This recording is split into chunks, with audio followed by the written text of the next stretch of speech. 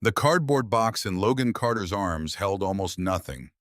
A coffee mug, a phone charger, a single folder. He walked out through the front entrance of Harrison Global's headquarters, while laughter trailed behind him from the open office floor. Sharp and unhurried, the kind people allow themselves when they are certain they have already won.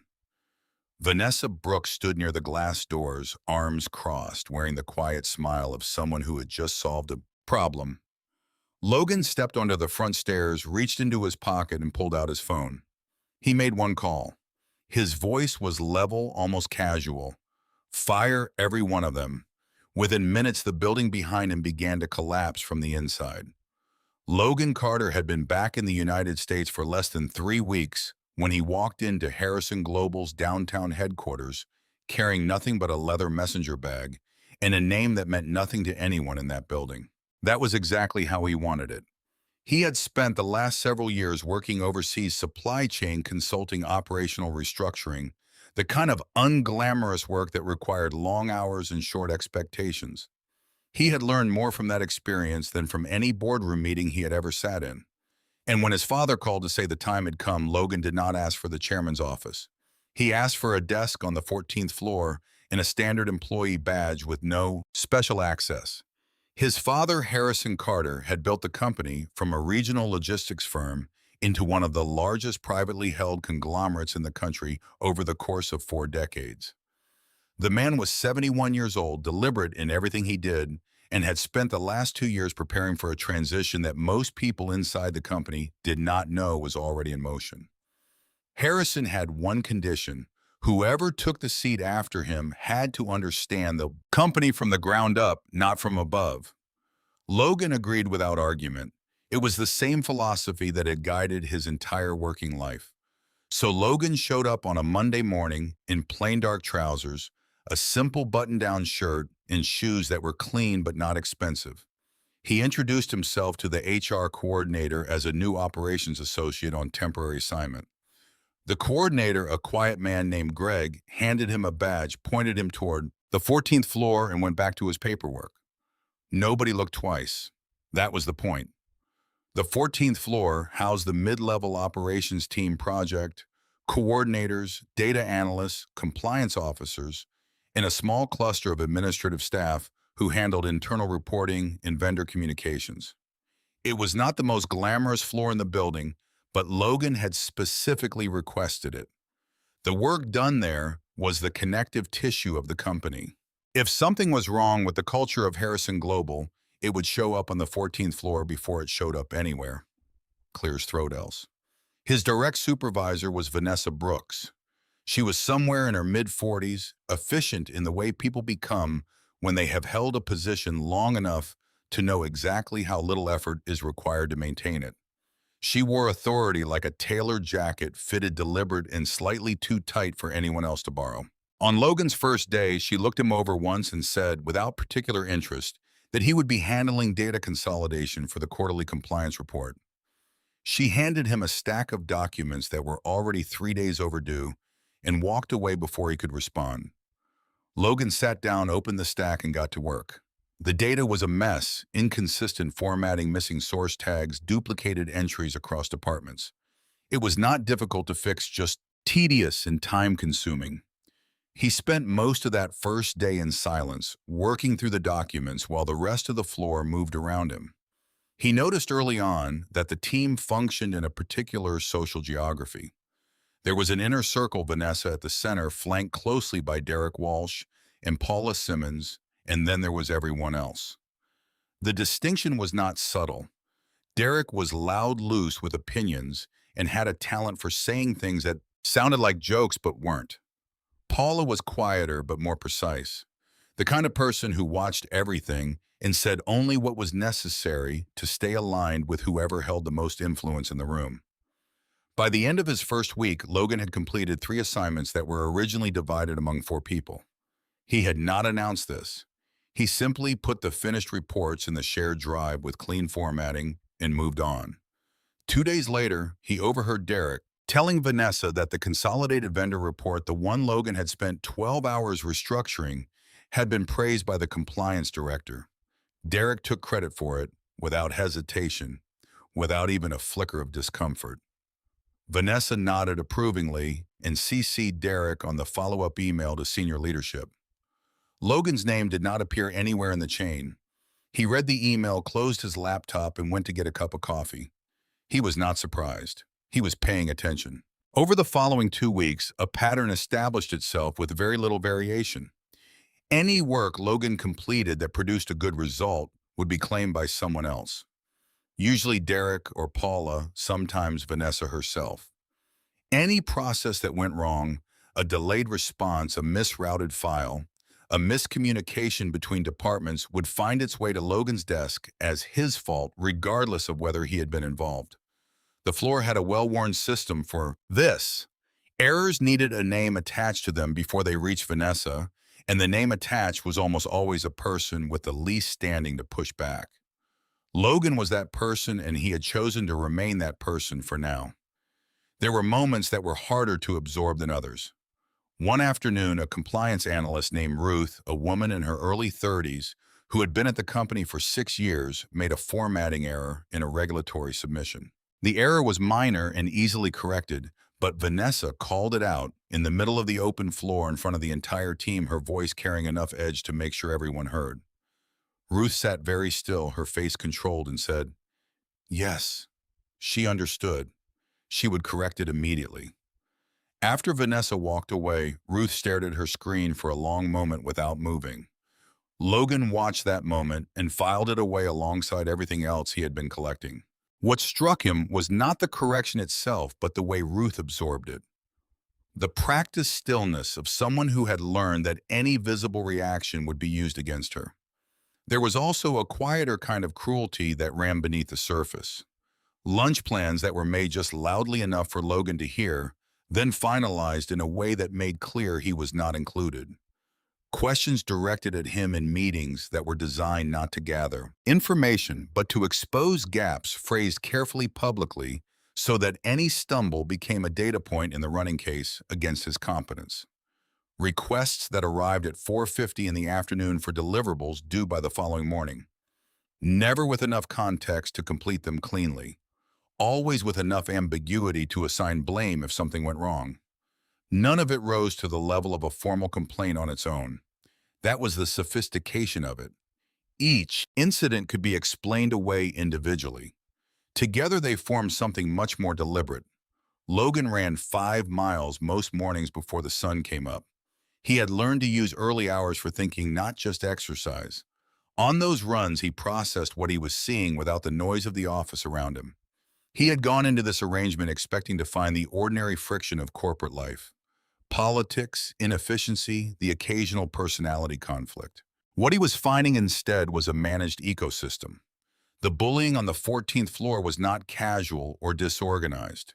It was institutional.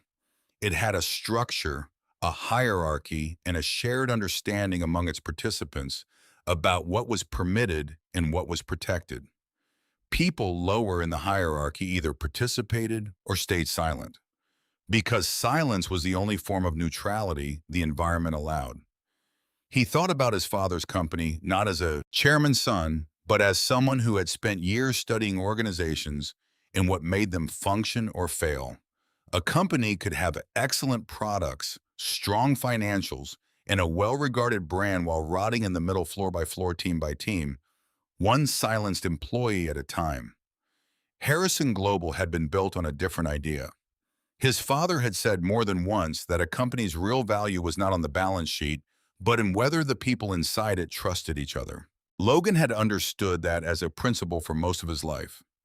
He was only now seeing what it looked like when the opposite was true. In his 3rd week, Vanessa assigned him to lead the documentation for a sensitive internal data audit. It was more responsibility than anything he'd been given before, and he took it seriously. He built a tracking system from scratch coordinated with 3 separate departments and had the initial framework ready 2 days ahead of schedule. He shared access with Vanessa and Derek so the broader team could continue building on it while he completed the final sections. It was a reasonable and professional decision. He would come to understand later exactly how it was used against him. On a Thursday morning, Logan arrived at the office to find Derek and Paula already in Vanessa's glass-walled office. The blinds were drawn, which was unusual. HR Director Sandra Pruitt was also there, seated across from Vanessa with a folder open in front of her. Logan had barely set down his bag when Sandra stepped out and asked him to come in. Her expression was the practiced neutrality of someone delivering information they did not write. Vanessa stood to the side, arms folded. Derek sat in the corner with the specific stillness of a person who already knows how a scene ends. Sandra told him that a significant volume of restricted client data had been accessed and extracted from the audit system over the past 48 hours. The activity had originated from the access credentials Logan had used to build the tracking framework. There was, she said, a clear audit trail. The company's position was that a serious breach of data security had occurred, and given the evidence, they could not, in good conscience, continue his employment. Logan asked if he could see the audit trail. Sandra looked at Vanessa. Vanessa said that the documentation was being held by the legal department pending further review and that it was not available to him at this time. Logan asked if there was a process for contesting the decision. Sandra said that given the nature of the incident, the termination was immediate and final. She slid a single-page document across the desk and asked him to sign it, acknowledging receipt of the termination notice. Logan looked at the document for a moment, then signed it. He asked for a copy, which Sandra provided. He thanked her. He did not raise his voice. He did not look at Vanessa or Derek. He picked up his bag, walked back to his desk, and placed his coffee mug, his charger, and the one folder he kept there into the small cardboard box that Sandra had left beside his chair. The floor was very quiet. People were watching without appearing to watch. Logan carried the box to the elevator, rode it down to the lobby, and walked out through the front entrance into the afternoon light. He stood at the top of the entrance stairs. The glass doors behind him reflected the pale sky. He set the box down on the concrete railing, reached into his pocket, and pulled out his phone. He scrolled to a contact saved under a single initial and pressed call. The line connected on the second ring. Logan's voice was even, unhurried, and entirely without anger. He said 3 sentences. The first was an instruction to contact the general counsel and convene the board within the hour. The second was a request to have the full digital record of the 14th floor, every email, every access log, every performance review for the past 4 years placed under immediate legal hold. The third sentence was the one that would echo through every corridor of that building before the day was over. Fire every one of them. He ended the call, picked up his box, and walked toward the parking structure. Behind him, through the glass doors, lobby was already beginning to change. The call lasted 4 minutes and 30 seconds. Logan sat in his car in the parking structure beneath Harrison Global, with the engine off and the cardboard box on the passenger seat. The general counsel, Martin Cole, had picked up before the second ring, which told Logan that his father had already been in contact. Martin was measured and professional, but there was an urgency in his voice that he did not fully conceal. Logan told him what he needed: the legal hold on all digital records going back 4 years. The board convened within the hour, and a complete blackout on his identity until he gave the signal. Martin said he understood. Logan ended the call and sat in the quiet of the concrete structure for a moment, looking at nothing in particular. He was not angry. That surprised some people when they heard the story later, but it would not have surprised anyone who knew him well. Anger required surprise, and Logan had not been surprised by anything that happened on the 14th floor. He had been watching it build for 3 weeks. What he felt sitting in that car was something closer to clarity, the kind that arrives when a problem you have been studying finally reveals its full shape and you understand exactly what it requires. He drove home, changed his shirt, and was back in the building 40 minutes later. This time, he did not enter through the front lobby. He took the executive elevator from the private parking level, used the access code his father had given him on his first day back in the country, and rode it directly to the 32nd floor, where the boardroom and the executive offices occupied the entire western face of the building. The view from up there looked out over the city in a way that the 14th floor never did. Logan had always thought that was part of the problem with how most companies were structured. The people at the top spent too much time looking outward and not enough time looking down at what was happening inside.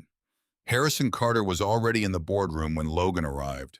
The old man was standing at the head of the long table, not seated, because Harrison Carter did not sit in meetings when he was agitated. He was dressed as always in a dark suit with no tie, his white hair trimmed close, his posture carrying the particular straightness of someone who had never entirely stopped being military in his bearing, even decades after the fact. He looked at his son when Logan walked in, and something in the set of his expression shifted, not quite relief, but something adjacent to it. Martin Cole was already there with two members of the legal team. Two board members had dialed in remotely and appeared on the screen at the far end of the room. Sandra Pruitt, the HR director who had delivered Logan's termination notice, just hours earlier had also been summoned. She sat at the far end of the table with the careful composure of someone who understood that her position in this room had changed significantly since that morning. Harrison did not open the meeting with pleasantries. He confirmed the legal hold was in place, that IT security had already been pulled in to run a parallel audit of the data access logs, and that nobody on the 14th floor had been informed of any change. The building continued to function exactly as it had 2 hours ago. The 14th floor believed they had won. Logan stood at the table and walked through the last 3 weeks without notes. He described the pattern of work misappropriation, the deliberate assignment of blame, the fabricated data breach. He told them about Ruth, about the 450 deadlines, about the email chain where Derek took credit for 12 hours of Logan's work. Sandra listened to this without expression, but Logan saw her hand tighten slightly on the folder in front of her. She had been given a document that morning and asked to deliver it without being allowed to examine the underlying evidence. That much was apparent. Martin's team had already begun pulling the access logs. Within the first 30 minutes of examination, the trail was clear. The data extraction flagged as Logan's had been initiated through his credentials, but the originating device did not match any machine he had ever logged in from. The IP address resolved to a workstation registered to Derek Walsh. Someone had obtained Logan's credentials and used them from Derek's terminal. It was not a sophisticated operation. It was the kind of thing that worked because the people doing it had never been seriously examined before. Martin, clear his throat, set the preliminary findings on the table and said simply that the framing was unambiguous. The legal team would need another few hours to compile the complete picture, but what they already had was sufficient to act. Harrison looked at Logan and asked him how he wanted to proceed. Logan said he wanted to proceed with the all-hands meeting as planned, and he wanted the evidence presented without any announcement of his identity beforehand. His father nodded. Sandra was instructed to prepare the company-wide meeting notice and to say nothing beyond what the notice contained. The all-hands meeting was called for 4 o'clock. The notice went out company-wide through the internal communication system. All staff, all floors, mandatory attendance in the main atrium. The message was brief. The founding chairman had an announcement regarding the company's future leadership. Nothing more. In the 2 hours between the notice and the meeting, the building hummed with speculation. On the 14th floor, Vanessa held court near the window bank, speaking in the low confident register of someone who considered themselves adjacent to important information. She mentioned twice that transitions like this were usually opportunities for people who had demonstrated real value to the organization. Derek laughed at something she said. Paula refreshed her email. None of them connected the meeting to the termination they had executed that morning, and none of them noticed that Sandra Pruitt had not returned to the floor after her morning meeting. The atrium on the ground floor of Harrison Global was designed for exactly this kind of gathering: high ceilings, a raised platform at the north end, enough floor space to hold the entire company standing. By 3:50, the room was full. Logan stood in a side corridor off the platform with Martin Cole, watching the crowd through a narrow gap in the partition. He could see Vanessa near the center of the room, positioned with the easy confidence of someone who expected to hear good news. Derek stood beside her. Paula was a few feet back, arms crossed, watching the stage.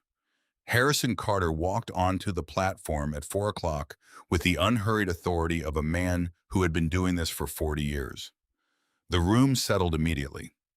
He spoke without a microphone for the first sentence, and then someone adjusted the sound system and his voice filled the space. He thanked the company for its work over the decades. He said that building Harrison Global had been the defining project of his life, and that handing it to the right person was the most important decision he had left to make. He said he had spent a long time thinking about what kind of leader this company needed. Not just someone who understood the financials or the strategy, but someone who understood what it actually meant to work here at every level in every condition. He said the next chairman of Harrison Global had been inside this building for the past 3 weeks. He asked his son to come forward. Logan walked onto the platform. He wore the same clothes he had been fired in that morning. The plain dark trousers, the simple button-down, the clean but unremarkable shoes. He carried nothing. He stood beside his father and looked out at the atrium, and the silence that came over the room was total. It was the specific silence of several hundred people processing something that did not fit any category they had prepared for. Vanessa's face from the distance of the platform went through several changes in rapid succession. Recognition first, then calculation, then something that had no clean name. Logan watched it happen and felt nothing reactive. He had not come up here to enjoy this moment. He had come up here to begin the work. He did not deliver a speech. He introduced himself, his name, his background. In brief, his father's intention and the fact that he had requested to begin his time at Harrison Global as an ordinary employee. He said that decision had been the most instructive 3 weeks of his professional life. He said he had learned a great deal about the company and that some of what he had learned required immediate attention. He thanked his father, stepped to the side, and asked Martin Cole to take the floor.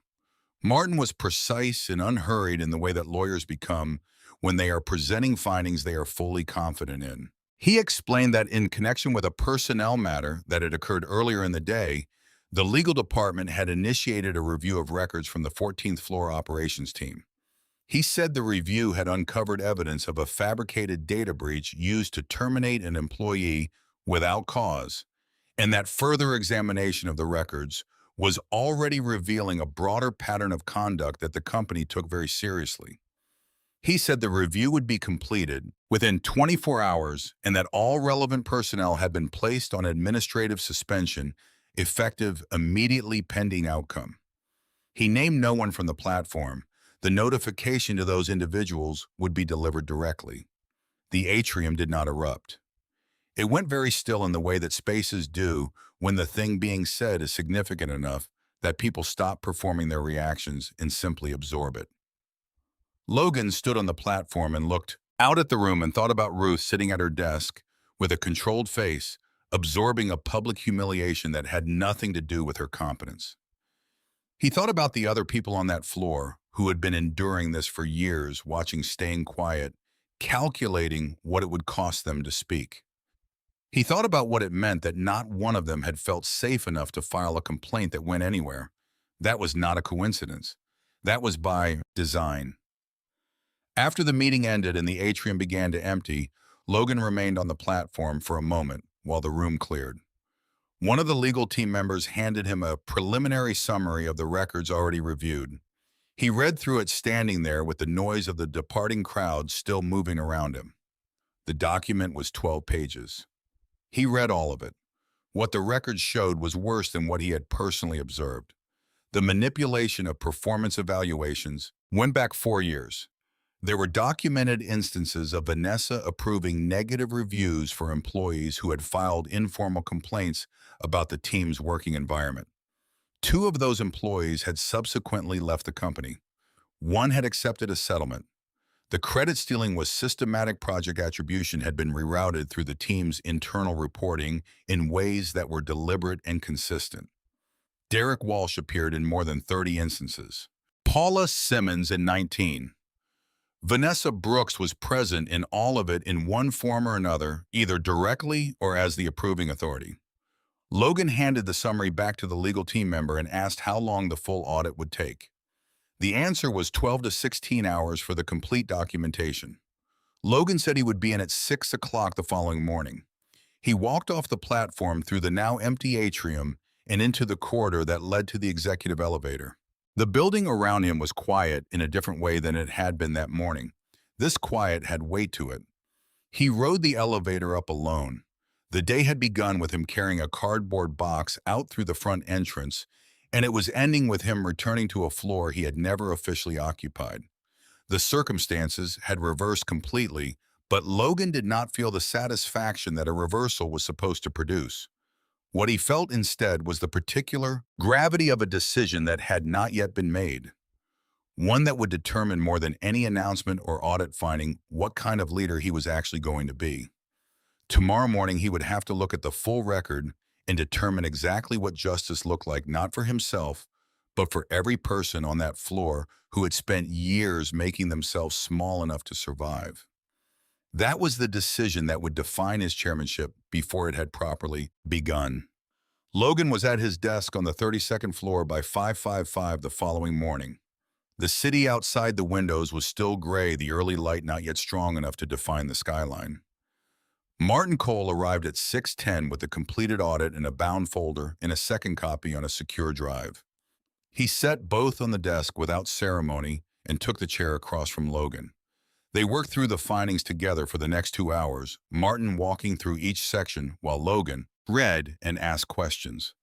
The full picture was more organized than Logan had expected and more damaging. The audit covered 4 years of records, the same 4 years that had been placed under legal hold the previous afternoon. In that time, the group operating under Vanessa Brooks had suppressed the advancement of at least 11 employees through manipulated evaluation scores. 3 of those employees had filed informal complaints through internal channels. All 3 complaints had been routed, whether by design or by the structural failure of the reporting system, back to Vanessa's level, where they were documented as resolved without any meaningful investigation. One employee had left the company after receiving a sudden and poorly substantiated negative review that appeared in their file within 2 weeks of raising a concern. Another had been quietly transferred to a different floor after what the records described only as a personnel discussion. The third had accepted a confidential settlement. None of the 3 had been contacted by the company since. Sandra Pruitt's name appeared in 2 of the 3 complaint files as the HR contact, a detail that Logan noted without comment and set aside for a separate conversation. Beyond the individual cases, the data showed a consistent pattern in how project work was documented and attributed. Logan had witnessed the beginning of this process in his 3 weeks on the floor, the rerouting of credit, the selective inclusion of names and communications to senior leadership. The records confirmed it had been deliberate and sustained. Derek Walsh's name appeared in favorable project summaries at a rate that bore no relationship to his documented contributions. Paula Simmons had served in effect as the administrative mechanism of the scheme, managing the internal paperwork in ways that made the misattribution difficult to trace, without the kind of systematic review that had never previously been conducted. Vanessa sat above all of it, approving, authorizing, occasionally directing. Her fingerprints were not always on the surface, but they were in the structure. Logan closed the folder and looked at the window for a moment. Then he asked Martin what the legal exposure looked like if the company chose not to act decisively. Martin said it was significant, and growing the settled employee alone represented a liability that could be reopened if it became known that the company had evidence of systemic misconduct and elected to manage it quietly. The 2 employees who had left after filing complaints were potentially in the same category. Logan said that was not the direction he was considering. Martin said he understood. The decision Logan had been turning over since the previous evening was not whether to act. That was already settled. The question was scope. Firing Vanessa, Derek, and Paula was straightforward. The evidence against them was specific and documented. But the audit had also identified 4 other members of the team who had participated in the pattern at varying levels of involvement. Some actively, some through deliberate silence, that had protected the scheme rather than disrupted it. Logan had read each of their files individually the night before, sitting at his desk well past midnight with the preliminary summary spread across the table. Two of those four had themselves been targets of Vanessa's team in earlier years, before apparently finding it easier to align with the structure than to resist it. That history did not absolve them, but it complicated the question of what accountability looked like when the environment itself had been designed to make integrity costly. He also considered Sandra Pruitt carefully. Her role in the complaint filings was a matter of record. Whether she had actively suppressed those complaints or had simply failed to escalate them was a distinction the audit could document but not fully resolve. Logan decided that Sandra would remain in her position under a formal review process, with the understanding that the outcome of that review would determine her future at the company. It was a harder line to draw than the others, but it was the right one. Acting on incomplete evidence in either direction would set the wrong precedent for how decisions were made under his leadership. He spent another hour with the files before calling Martin back in.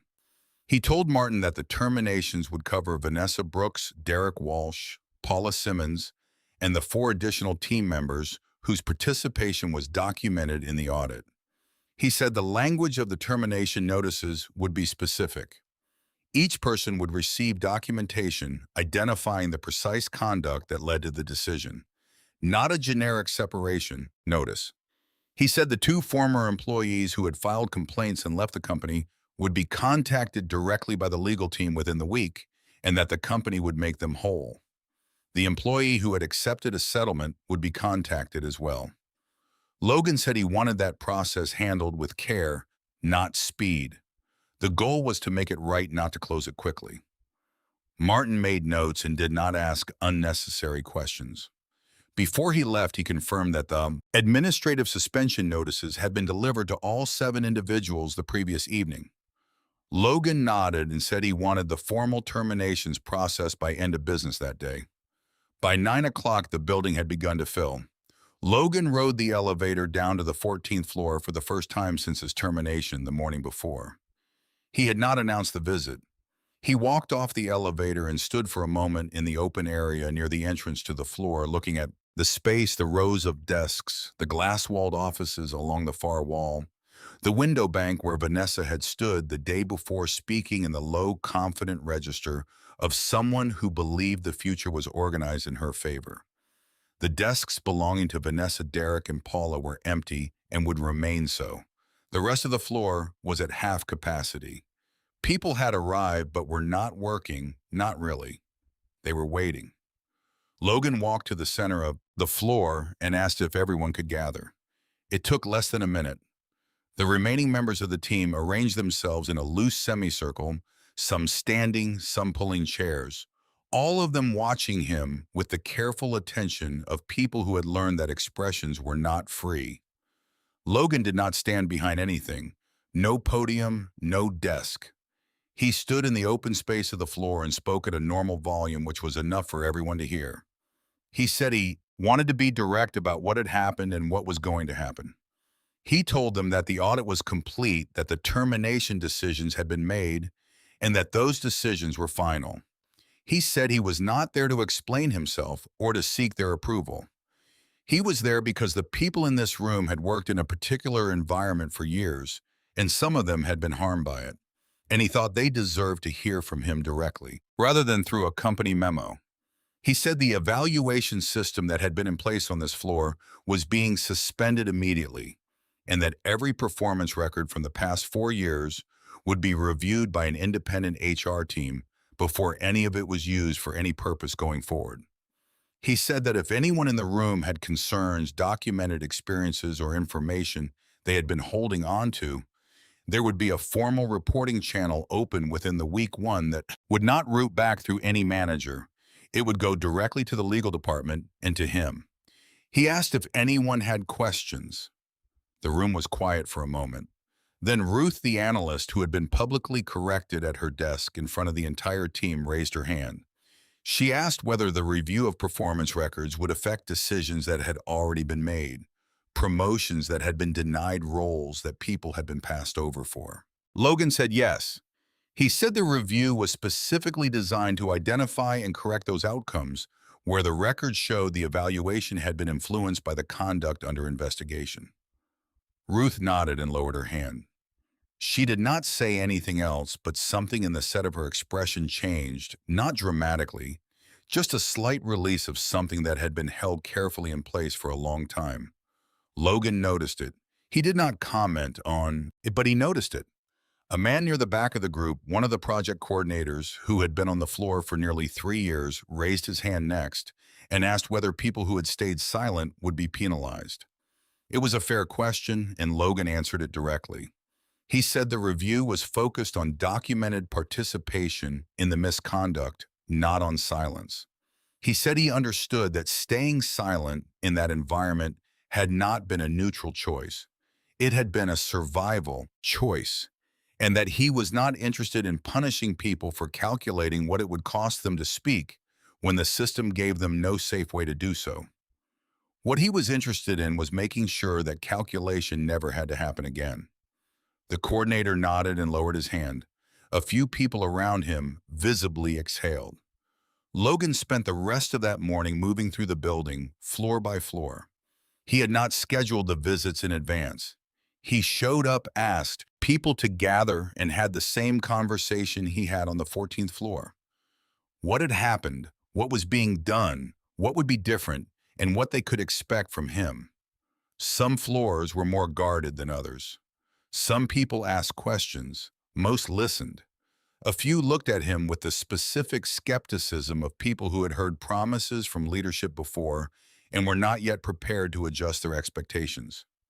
Logan did not ask them to trust him. He told them what he was doing and he left it at that. In the afternoon, Vanessa called the main legal line and asked to speak with Logan directly. Martin relayed the message and asked Logan how he wanted to handle it. Logan said to put her through. The call lasted 11 minutes. Vanessa did not begin with an apology. She began with context, the pressure she had been under, the expectations from above, the competitive nature of the environment she had inherited when she took the management role. Logan listened to all of it without interrupting. When she finished, he said that he had read the full audit, including the records that predated the most recent incidents, and that the pattern it documented was not a product of external pressure.